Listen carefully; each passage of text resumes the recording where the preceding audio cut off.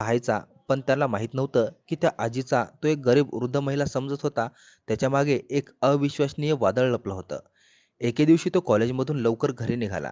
त्याने पाहिलं त्या दिवशी आजी त्याच रस्त्याने येत नव्हत्या किंवा जात नव्हत्या. त्या रस्त्याच्या कडेला एका झाडाखाली मांडी घालून बसल्या होत्या. त्यांच्यावर प्रचंड थकवा जाणवत होता. त्या वेगाने श्वास घेत होत्या.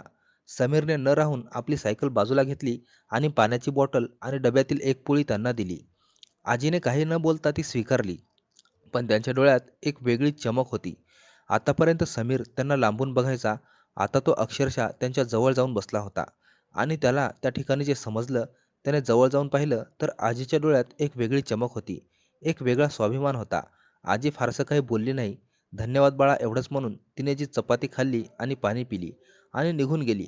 पण आता समीरच्या मनात कुतूहल निर्माण झालं होतं की ही म्हातारी नेमकी आहे तरी कोण? 70 वर्षे वय, ही नेमकी इथे कशाला आली? आणि इतकी म्हातारी असून हिच्या डोळ्यात इतका स्वाभिमान कसा? त्याला त्याचं विशेष वाटत होतं. तेव्हा आता या सगळ्या गोष्टींचा पर्दाफाश तो करणार होता. एक असं रहस्य उघडणार होता की ज्याने संपूर्ण महाराष्ट्राला धक्का बसणार होता.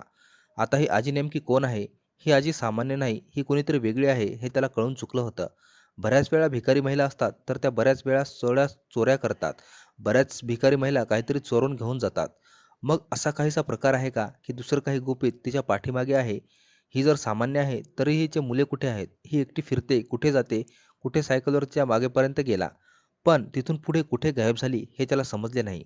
आता तो एक दिवस येणार होता, ज्या दिवशी या रहस्याची पहिली गाठ सुटणार होती. तो या रहस्याची पहिली गाठ मोकळी करणार होता. समीरने ठरवलं, आजी नेमकी राहते कुठे आता हे शोधून काढायचं. तो एके दिवशी कॉलेजला गेलाच नाही. तो गुपचूप ती महिला जिथे येत होती, तिथे बसून राहिला. ती महिला आली, तिने हातात भाजीपाला आणला होता आणि तो गुपचूप तिच्या मागे गेला. त्याला वाटलं की ती महिला कोणत्यातरी झोपडपट्टीत किंवा मंदिरात राहत असेल. पण आता जे काही तो पाहणार होता, त्याला पहिला धक्का बसणार होता. रहस्याची पहिली गाठ आता सुटणार होती. आजी हळूहळू हातामध्ये भाजी घेऊन निघाली आणि ती गेली एका जुन्या चाळीतल्या लहानशा घरामध्ये. आता समीरला आश्चर्य वाटलं की मंदिरात, झोपडपट्टीमध्ये ही महिला राहत असेल, पण अक्षरशः चाळीमध्ये या महिलेचं मोठं घर होतं. तो घराच्या खिडकीजवळ गेला. त्याला माहीत होतं की त्या आजीची आणि त्याची फारशी ओळख नाही. डायरेक्ट घरात जाणं चुकीचं होतं, म्हणून हळूच तो त्या खिडकीपाशी जाऊन त्या ठिकाणी आतमध्ये त्याने जे दृश्य पाहिलं, त्याचे डोळेच विस्करले. कारण आतमध्ये आजी एका जुन्या मोबाईलवर फोनवर कोणाशी तरी बोलत होती. अतिशय बारीक आवाजात, पण अगदी आत्मविश्वासाने ती